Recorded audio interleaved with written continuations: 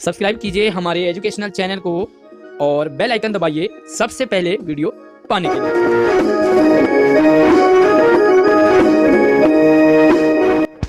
प्यारे बच्चों, एक बार फिर से आशीष सर की फ्री ऑनलाइन क्लास में आप सभी का स्वागत है। आज 3 दिसंबर, worksheet number 20, class 8 subject Hindi की आज की वीडियो में हम पढ़ने वाले हैं जहां पहिया है। इस पार्ट को कंटिन्यू करेंगे, यानी कि इसका दूसरा भाग आज हम पढ़ेंगे।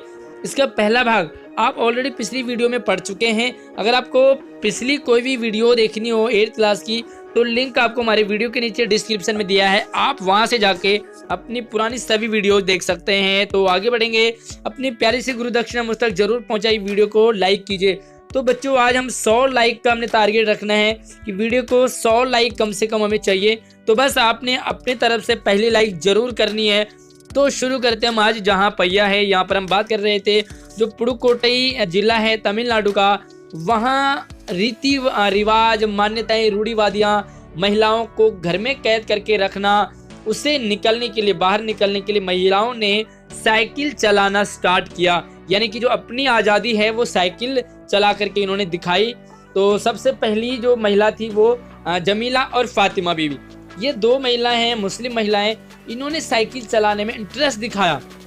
तो जो फातिमा है वो माध्यमिक स्कूल में एक टीचर हैं और इन्होंने साइकिल चलाने का चाव यानी कि रुचि, इन्हें ऐसा चस्का चढ़ा कि ये रोज शाम को आधा घंटा किराए पर साइकिल लेती थी।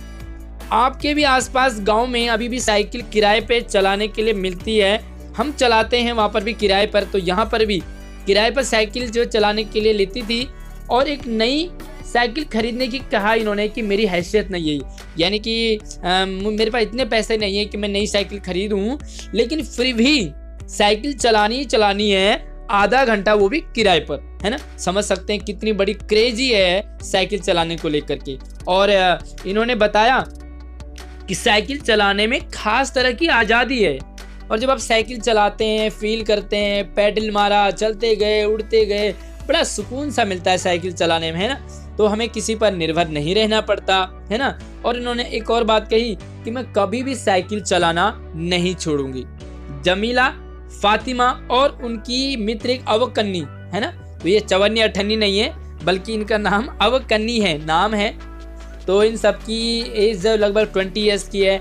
तो सभी क्या है, ये इन्होंने एक यूनिटी बनाई और साइकिल चलाना शुरू कर दिया। अब ये क्या करती हैं, और भी महिलाओं को साइकिल चलाना सिखा रही है, मतलब कि खुद सीख लिया, खुद चलाने लगी, तो और महिलाओं को इन्वॉल्व कर रही है ताकि बाकी महिलाएं भी साइकिल चलाना सीखें, है ना। तो इस जिले में साइकिल की धूम मची हुई है, एक के बाद एक, और नई नई लेडीजें, छोटे बच्चे, यहाँ तक कि मतलब 10 साल से ऊपर के सभी ने साइकिल चलाने आंदोलन में कूद पड़े। और किन किन ने इसमें भाग लिया वो हम यहाँ पर देखते हैं। तो सबसे पहले यहाँ पर देखो, खेतीहर मजदूर, यानी कि जो खेत में काम करते हैं मजदूर, उन्होंने इसमें इंटरेस्ट लिया, इसको साइकिल चलाया। अब पत्थर खदानों में काम करने वाली औरतें, पत्थर तोड़ती है जो महिलाएं, निकालती है। गांव में काम करने वाली जो नर्स हैं, है ना, नर्स आपने देखे होंगे। उसके बाद बालवाड़ी, आंगनवाड़ी कार्यकर्ता, और पत्थरों को तराशने, यानी कि काफ़ी जगह बेशकीमती पत्थरों को तराशा जाता है, वो महिला औरतें। स्कूल की अध्यापिकाएं, मतलब कि पढ़े लिखे भी हैं, टीचर भी हैं, तो यहाँ पर मजदूर भी हैं, और सभी यहाँ पर लगभग सभी महिलाएं इसमें टूट पड़ी। इन्होंने जमकर साइकिल चलाना शुरू कर दिया। उसके बाद देखो, ग्राम सेविकाएं भी चलाने लगी। और दोपहर को काफ़ी सारी महिलाएं क्या करती थी, वो खाना पहुंचाती थी, यानी कि होम डिलीवरी, खाना घर में लोग बनाते हैं। तो आपने ज़रूर देखा होगा ऐसे लोगों को जो घर में खाना बनाते हैं और फिर ऑफिसों में उसे पहुंचाते हैं। तो घर का खाना, अगर आपके नॉलेज में कोई है ऐसे, तो मुझे ज़रूर कमेंट में आप ज़रूर बताएंगे। और सबसे बड़ी संख्या उन लोगों की है जो नवसाक्षर हैं, यानी कि जो अभी अभी पढ़ लिख रहे हैं, है ना। तो नई पीढ़ी, नई साइकिल और नवसाक्षर, तो इन्होंने इंटरेस्ट दिखाना शुरू किया। और लेखक कह रहे कि जब मैंने इनसे बातचीत की, इन्होंने साइकिल चलाने और अपनी व्यक्तिगत आज़ादी के बीच एक संबंध बताया। इन्होंने कहा कि भाई देखो, साइकिल चलाने से क्या फ़ायदा है, कोई फ़ायदा नहीं है, नुकसान हो रहा है। क्यों?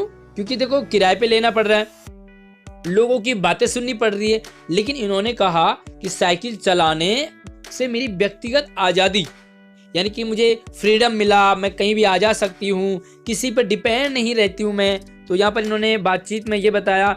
आगे देखो साइकिल आंदोलन की एक अगुआ यानी कि जो सबसे आगे चलती है, उन्होंने कहा कि साइकिल आंदोलन महिलाओं को आत्मविश्वास यानी कि कॉन्फिडेंस उनमें आता है।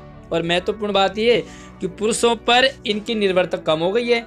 छोटे छोटे कामों में कई बार तो अपने पति पर निर्भर रहना पड़ता है, कुछ को अपने पिता पे निर्भर रहना पड़ता है, और कई अपने भाइयों पे बेटों पे निर्भर रहते हैं। अब वो नहीं रहते, है ना। साइकिल से प्राय हम देखते हैं कि 4-5 किलोमीटर तक तो आसानी से तो पानी ले आती है। छोटा छोटा काम कर लेते हैं। छोटे बच्चे भी हैं तो बच्चों को क्या किया इन्होंने, कैरियर पे पीछे बांधा और चल दिए। सामान ढोने की व्यवस्था खुद कर रहे हैं। लेकिन यकीन मानिए, जब से इन्होंने साइकिल चलाना शुरू किया, लोगों ने इन पर जमकर प्रहार किए। ये तो मलता ही है। ये तो जब भी कोई आप नया काम करते हैं तो आप पे लोग कमेंट बस सुनो, इतने लोग गंदी गंदी टिप्पणियां, देखो वो उसकी लड़की देखो, उसकी बीवी को देखो, उसकी बेटी को देखो। तो आपके साथ भी अगर आप महिला है, लड़की है, तो आपके साथ कभी ऐसा हुआ हो, आपने कोई नया काम शुरू किया और आप पे लोगों ने गंदी गंदी बातें करना शुरू किया, मुझे कमेंट में ज़रूर बताएं। लेकिन धीरे धीरे इसे सामाजिक स्वीकृति मिल गई और सभी महिलाओं ने इसे अपना लिया। भाई जब कोई काम हम अच्छा करते हैं तो सब लोग उसे फिर स्वीकारते हैं, यानी कि वो एक रूल बन जाता है और वो सभी चलाने लगे। तो ये देखा आपने किस तरह से सभी महिलाएं टूट पड़ी साइकिल आंदोलन में और पुरुषों को मानना पड़ा और महिलाओं ने इसे अपना लिया। सवाल है कि पुडुकोट्टई जिले में साइकिल का इस्तेमाल कौन कौन सी महिलाएं करती थी, है ना। तो चलिए, पुडुकोट्टई जिले में साइकिल चलाने वाली जमीला, फातिमा के अलावा सबसे पहले इन्हीं दोनों ने शुरू किया। उसके बाद पत्थर खदानों में मजदूरी करने वाली औरतें, गांव की नर्सें, बालवाड़ी आंगनवाड़ी की कार्यकर्ता, पत्थर तरसने वाली औरतें, ग्राम सेविकाएं, दोपहर का भोजन पहुंचाने वाली औरतें, और धीरे धीरे काफी लोग इसमें इन्वॉल्व हो गए। तो यह है आपका पहला सवाल। तो दूसरा सवाल देखो, आपके अनुसार महिलाओं ने साइकिल चलाने और अपनी व्यक्तिगत आजादी के बीच सीधा संबंध क्या बताया होगा। तो चलिए देख लेते हैं क्या बताया होगा। तो सवाल है आपके अनुसार, तो देखो इंडिविजुअल डिफरेंस तो आएगा ही। मेरे अनुसार सभी महिलाओं ने बताया होगा कि साइकिल चलाना उनका अधिकार है। पहली बात तो यही कहा होगा उन्होंने, भाई पुरुष चलाते हैं, महिलाएं भी चला रही, सिंपल सा लॉजिक है। इससे हमारा आत्मविश्वास बढ़ता है, कॉन्फिडेंस आता है, दूसरों पर निर्भर नहीं रहते हैं हम, है ना। और छोटा मोटा काम अपना खुद ही कर लेते हैं और आसानी से कर लेते हैं, पानी लाना, सब्जी लाना। तो यही कहा होगा मेरे ख्याल से। आपको कुछ और लगता है तो मुझे कमेंट में बता सकते हैं आप। और तीसरे सवाल में आपने कल्पना करनी है कि पुडुकोट्टई की महिलाओं में साइकिल चलाने से आत्मविश्वास और आत्मनिर्भरता कैसे आए होंगे। तो चलिए कल्पना करते हैं।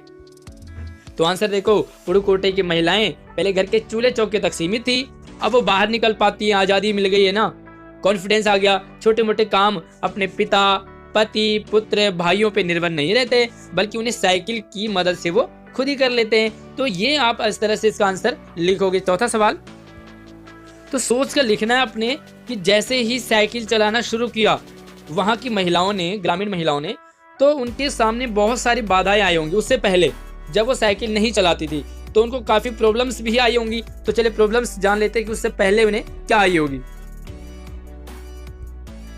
तो पहली बात यहाँ पर देखो, साइकिल चलाने से पहले ग्रामीण महिलाओं को अनेक समस्याएं आती रही होंगी। जैसे वो घर में ही सिमट कर रह जाती थी, पुरुषों द्वारा थोपे गए कामों को ही कर पाती थी, जेंट्स ने जो कह दिया वही काम होगा। सब्जी, दूध, राशन की व्यवस्था सब पुरुषों पर ही निर्भर रहती थी, कब सब्जी लाएगा बेटा, कब राशन आएगा, है ना। और आजादी से वो नहीं रह पाती थी। तो ये आपके लिए चौथा सवाल। पांचवा सवाल देखो, तो पांचवी आपके पास एक गतिविधि है, यदि पहिया न होता तो क्या होता, है ना। पहिया ही नहीं होता, साइकिल की तो दूर की बात है। तो चलिए आप इसे डिटेल में लिखोगे, मैं पॉइंट्स आपको बता रहा हूँ।